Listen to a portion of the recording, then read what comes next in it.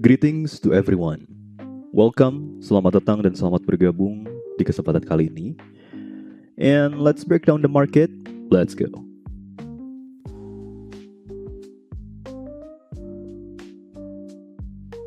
Okay, so gimana kabarnya kalian semua? Kini kita lihat ya, per detik ini Bitcoin di area 64.000. Keep in mind, ketika gue record video ini, ketika gue shooting video ini di hari Jumat Februari tanggal 6 ya, Februari tanggal 6 pukul 15.04 waktu Indonesia Barat.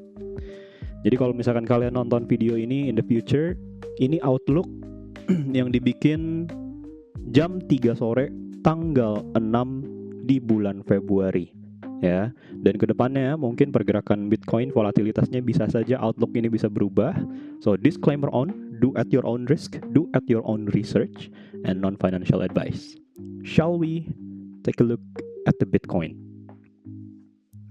Oke, kalau misalkan kita lihat Bitcoin sekarang, dia sudah mengalami penurunan yang sangat signifikan, yang dimana ini adalah salah satu skenario yang memang udah sering kita bahas dari kemarin. Ya, ini lowestnya kurang lebih Bitcoin sentuh sampai area 60.000 ya, tepat di area 60.000. Sentuh sampai ke area 60.000 dan itu memang area yang sudah kita bicarakan sebelumnya, maupun di live stream, di Discord, atau bahkan di video sebelumnya. Nah, sekarang pertanyaannya, now the question is, apakah ini waktunya cut loss? Atau malah ini waktunya kita heavy buying ya, apakah ini waktunya kita membeli atau kita malah harus mulai cut loss nih, karena udah obviously ini bear market ya. Untuk mereka-mereka yang bilang this time will be different, this cycle will be different, now look at the data. Datanya mengatakan bahwa sekarang ini Bitcoin mengalami penurunan yang sangat signifikan. Dan pertanyaannya, apakah masih bisa lanjut turun, sir, atau tidak? Atau malah ini adalah bottom dari cycle ini? Ya, coba kita bahas bareng-bareng apa sih yang harus kita lakukan dan target-targetnya seperti apa, ya. Cuman sebelum daripada itu, gue mau ada info ke kalian semua bahwa sekarang ya 51 bersama BingX sedang mengadakan partnership, dan ini ada eksklusif event di mana kalian bisa mendapatkan up to ya $5.100 atau sekitar berapa itu? 70 sampai 80-an juta ya kurang lebih. Dan your desire Apple product ya. Jadi di sini BingX memang sedang ngadain campaign, sedang ngadain event juga. Kalau misalkan kalian mau, kalian boleh aja langsung daftar pakai link yang ada di description di bawah ya. You just need to deposit and trade, dan kumpulkan trading volume sebanyak mungkin, dan semoga kalian menjadi pemenangnya. Oke? So yeah, let's continue to the market. Oke.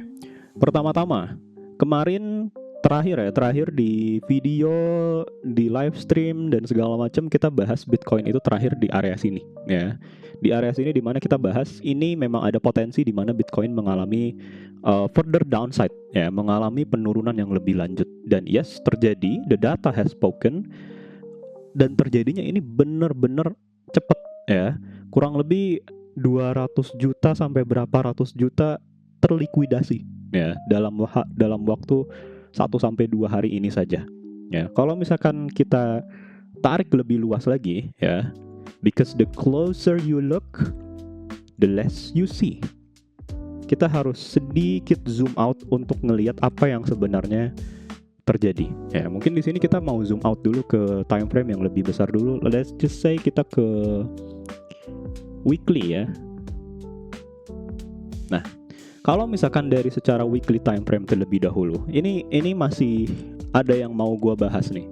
Salah satunya adalah pattern yang play out ya, yang sudah sebelumnya kita bahas juga, di mana ada satu buah pattern ya, bearish pattern. Ini adalah head and shoulder ya, dan targetnya daripada si head and shoulder ini sebenarnya masih cukup agak di bawah sedikit ya. Ini sudah hampir menyentuh targetnya. Targetnya ini kurang lebih ada di kisaran 56 sampai 55 ribu US dollar ya.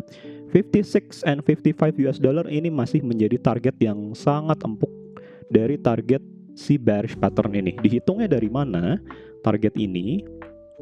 Ini kalau misalkan kalian lihat di sini ya, ini gue contohin lagi aja. Kita hitung dari kepalanya di sini ya, kita konservatif aja kurang lebih dari sini lah ya, sampai kurang lebih di area neckline-nya dia, which is di sini kurang lebih ya, kita ini kurang lebih aja. Lalu dia breakdown ya, dari titik breakdownnya sampai sini, dan kita bisa mendapatkan target ya, ini kurang lebih 55, 56, 57 ribu itu menjadi target daripada si bearish head and shoulder ini. Cuman pertanyaannya, ini bisa langsung straight to 55.000 atau enggak? Atau akan ada relief rally terlebih dahulu nih? Apakah akan terjadi relief rally terlebih dahulu? Nah, untuk mengetahui jawaban tersebut, kita harus lihat lagi ke time frame yang lebih kecil lagi ya.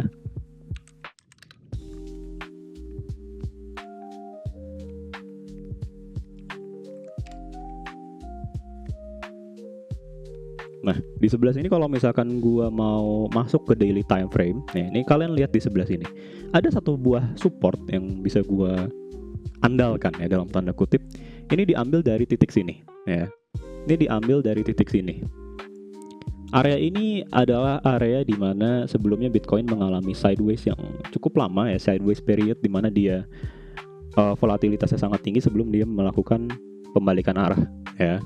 So, area ini bisa dijadikan sebagai sebuah area order block atau sebagai sebuah area support juga ya. Yang dimana sekarang ini lagi defisit nih sama Bitcoin. Walaupun ini ada sedikit tembus ya, karena gue tidak mau terlalu perfect juga ya. Gue tidak mau terlalu perfect juga karena ini areanya sangat-sangat choppy.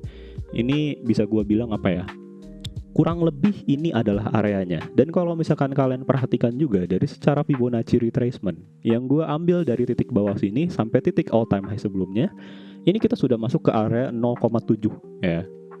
Dimana area ini most likely seharusnya akan terjadi reversal ya. Walaupun ini plus minus ya, ini plus minus dan mentoknya di 60k sini.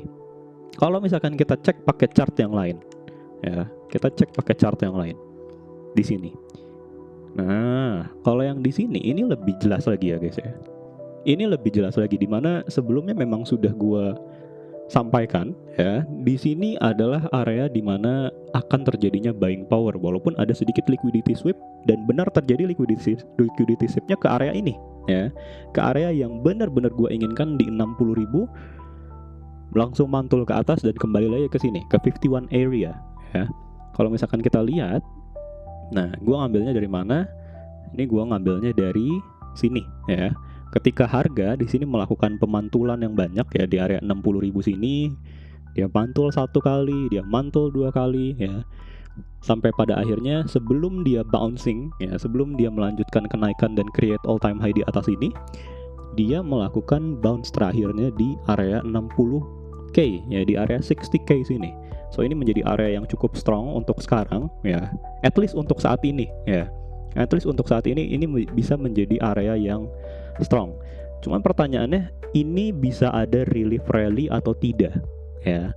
Kalau misalkan dilihat seperti ini, kalau misalkan kita lihat secara objektif, secara data dan segala macam, yes, ada kemungkinan besar kita melakukan yang namanya relief rally atau relief bounce.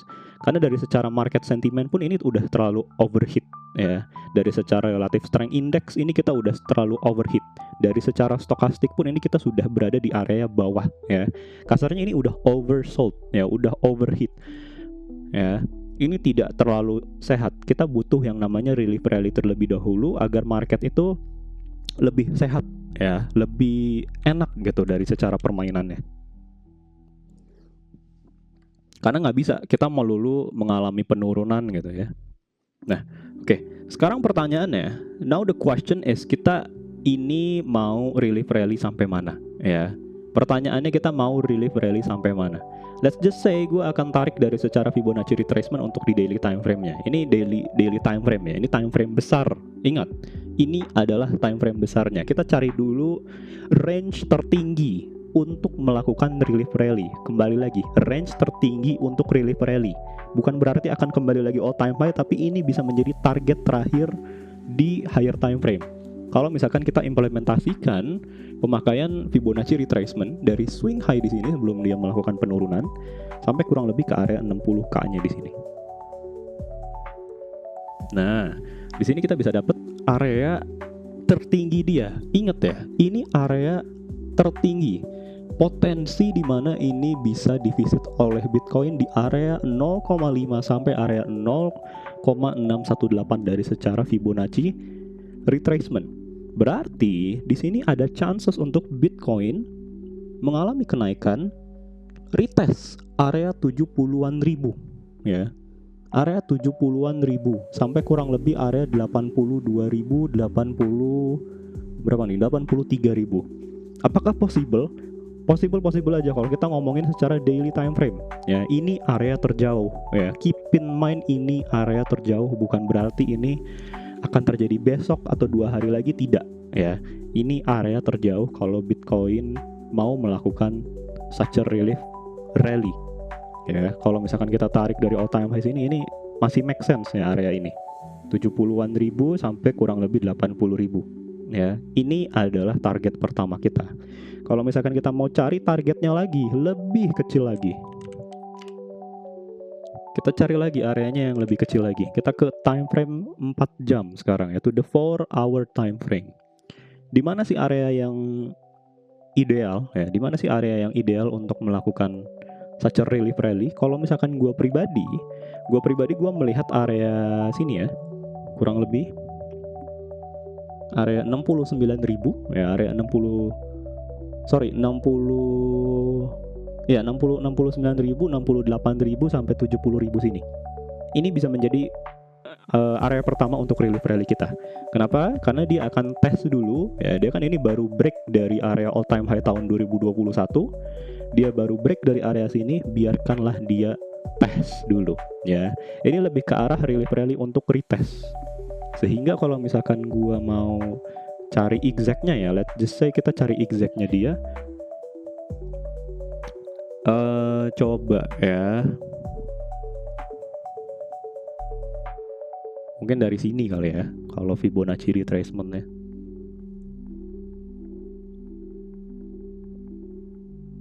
Nah, ya. Dari secara Fibonacci retracement pun menunjukkan bahwa area yang sama, ya ini gue mungkin kalau mau konservatifnya ya. Konservatifnya adalah area ini, ya dari area sini sampai area sini. Ya, ini bisa menjadi area retest kita. So, skenario kedua gue bilang ya, skenario pertama the bullish skenario, kita ke area 75.000 plus ya, sampai area 82.000. Ini skenario keduanya, relief rally ke atas ini ya. Lalu kita tunggu nanti ke depannya ketika dia sudah terjadi relief rally, apa yang akan terjadi ya, karena kita nggak akan tahu nih market ini arahnya mau kemana. But so far yang bisa kita proyeksikan dari kejadian seperti ini adalah adanya chances untuk dia mengalami relief rally terlebih dahulu. Nanti kalau udah sampai sini kita akan update lagi ya. Nah, untuk sebagai reminder aja ya, for your reminder, untuk sebagai reminder kalian, nanti di tanggal 10 ini udah sempat kita bahas juga di live stream.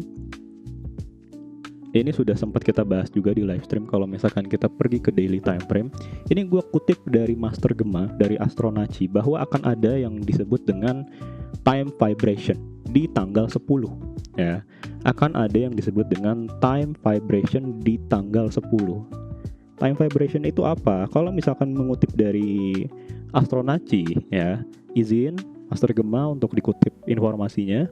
Time reversal ini dia bilangnya ketika misalkan nanti kita misalkan relief rally nih sampai tanggal 10, berarti pembalikan arahnya itu akan terjadi di tanggal 10. Dan sebaliknya, kalau misalkan kita sideways, turun lagi sampai ke 55.000, turun lagi sampai ke 55.000 mungkin ya, maka pembalikan arahnya jadi di tanggal 10 ini either bottom atau either ya reversal. Either ketika nanti kita retest ke atas dia reversal ke bawah, atau misalkan kalau misalkan kita lanjut turun lagi berarti dia reversalnya ke atas. Ya, kita coba lihat aja nanti ya. Kita coba lihat aja nanti. Nah, itu untuk Bitcoin ya. Jadi untuk sekarang masih di dalam fase bearishnya ya. Untuk sekarang masih di dalam fase bearishnya, jadi hati-hati untuk kalian semua yang memakai leverage ya, tolong hati-hati.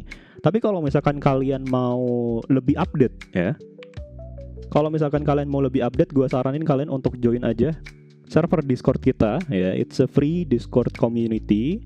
It's totally free. Kalian boleh join aja di sini. Linknya ada di description down below. Di sini gue update-nya lebih ini ya. Update-nya lebih terarah nih, kayak misalkan kemarin live stream ketika datanya sudah spoken, ini misalkan Hyperliquid ya. Hyperliquid ketika yang lain turun ya, dia naik sendiri, dan ini sudah di call juga di live stream. Lalu misalkan SPX juga kita bahas, bahkan XAU juga dan segala macamnya ya. Kalian boleh aja langsung join di Discord kita ya. Bahkan di sini ada ngebahas Solana juga, ada trading idea, dan ya boleh ya, feel free to join the Discord, description link down below. Nah, ngomong-ngomong soal emas ya, ngomong-ngomong soal gold, terakhir kita bahas gold itu dia ada tendensi ya, ada chances untuk dia bounce dari area 0,5 sampai 618 Fibonacci-nya. Dan dari sini ya terjadi ya, the data has spoken. Dan sekarang untuk gold ya, untuk gold ini arahnya mau kemana nih? To be honest, untuk gua pribadi ketika movement seperti ini ya, dia kan baru aja turun ke area golden zone-nya, lalu naik, mentok lagi area Fibonacci-nya. Ini target kita ya, sebelumnya udah pernah dibahas juga ya. Lalu sekarang dia sudah turun ke area golden pocket-nya, dan sekarang dia naik. Ini gua lebih mau ke arah wait and see terlebih dahulu. Untuk gold make a move, baru kita ambil decision selanjutnya ya. Nah, next yang mau gue bahas ini terkait dengan DXY atau dollar index. Dollar index ini cukup menarik ya. Di sini ada satu buah trend line. Ini kita ada di time frame weekly. So it's a multi-year trend line. Ya, it's a multi-year trend line yang dimana kalau misalkan kalian perhatikan di sini, secara dollar index dia baru saja breakdown dari trend line ini. Pertama kali dollar index mengalami penurunan. Ya, penurunan lalu breakdown lah kasarnya. Nggak pertama kali banget sih. Ini pernah terjadi sebelumnya. Cuman dia berhasil untuk rebound. Dan ini jarang terjadi ya. Jarang terjadi. Terakhir dia terjadi seperti ini di 2011-2012 ya. Udah hampir berapa? 14 tahun. Ya, 14 tahun trendline ini tidak pernah di break. Nah, sekarang kalau misalkan memang dari secara dollar index ini mengalami penurunan kembali, ini kan lagi retest ya sekarang ya. Ini bisa membawa dampak ya terhadap market kripto, market saham, dan market emas ya. Kita lihat dulu apakah retest ini berhasil atau tidak, apakah dia bisa reclaim dia punya trendline lagi lalu mengalami kenaikan lagi ya. Kita tunggu bareng-bareng ya. Kita tunggu bareng-bareng. Selanjutnya kita mulai masuk ke area on-chain data analysis dan secara sentimen terlebih dahulu. Ini dari secara liquidity heatmap untuk Bitcoin. Oke, kalau misalkan kita lihat dari secara on-chain data analysis untuk liquidity heatmap, di sini Bitcoin ini udah tebel banget ya, liquidity-nya di area atas. Ini kita pakai time frame 3 days ya. Jadi untuk short term time frame terlebih dahulu, liquidity-nya sudah benar-benar habis di area bawah ya. Udah benar-benar ke wipe out semuanya. Dan ini sekarang liquidity-nya ngumpul di area 77.000, area 70-an ribu ya, 76.000. Jadi apakah ini bisa menjadi satu buah konfirmasi ya? Apakah ini bisa menjadi satu buah konfirmasi untuk Bitcoin mengalami retest ke area atas yang tadi kita bahas ya?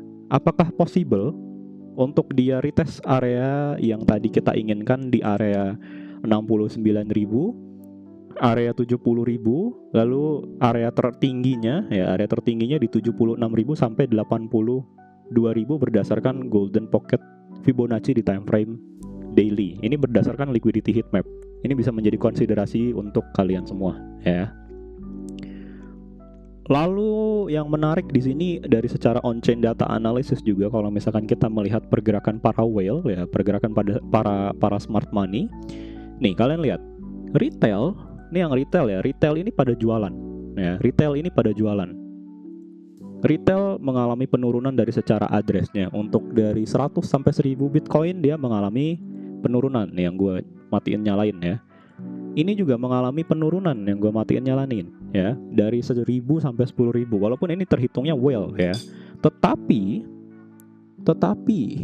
untuk area 10.000 sampai 100.000 di sini dia masih melakukan akumulasi yang sangat kencang ya. Ini akumulasinya masih kencang banget nih.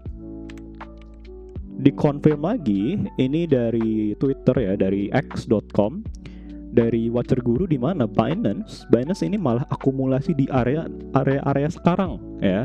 Di area saat ini Binance akumulasi bahkan lebih dari 200 juta US dollar ya. Apakah Binance ini memang ngumpulin atau misalkan dia tahu sebenarnya kalau ini sudah near the bottom ya. Quotes-nya tetap sama. Be fear when everyone is greedy and be greedy when everyone is fear. Ini bisa menjadi salah satu indication juga bahwa ini smart money sudah mulai play ya. Smart money sudah mulai entry, smart money sudah mulai masuk ke dalam permainan. Oke? Sekarang kita bermain ke time frame yang lebih rendah lagi ya. Kita mungkin bermain di time frame 1 hour ya. Ini untuk kalian yang nonton. Ini target secara short term time frame terlebih dahulu untuk 1 sampai 2 hari ke depan. Atau bahkan untuk hari ini juga ya. Oke. Dari secara volume profile terlebih dahulu. Ya, dari secara volume profile terlebih dahulu. Kalau misalkan kita ngelihat seperti ini ada area yang disebut dengan area POC atau point of control. Ya. Di area POC ini menunjukkan bahwa area 70.000 ini most likely akan menjadi money magnet. Ya, karena di sini adalah area di mana bid dan ask dari secara order book ini ngumpul banyak banget ya.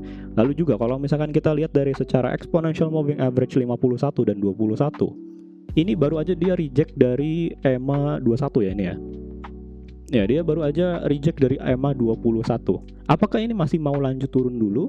Tapi kalau misalkan dia naik, berarti target selanjutnya adalah di exponential moving average 51, which is yang ini ya. Ini kurang lebih ada di kisaran harga 69.000 ya. Tesisnya masih sama.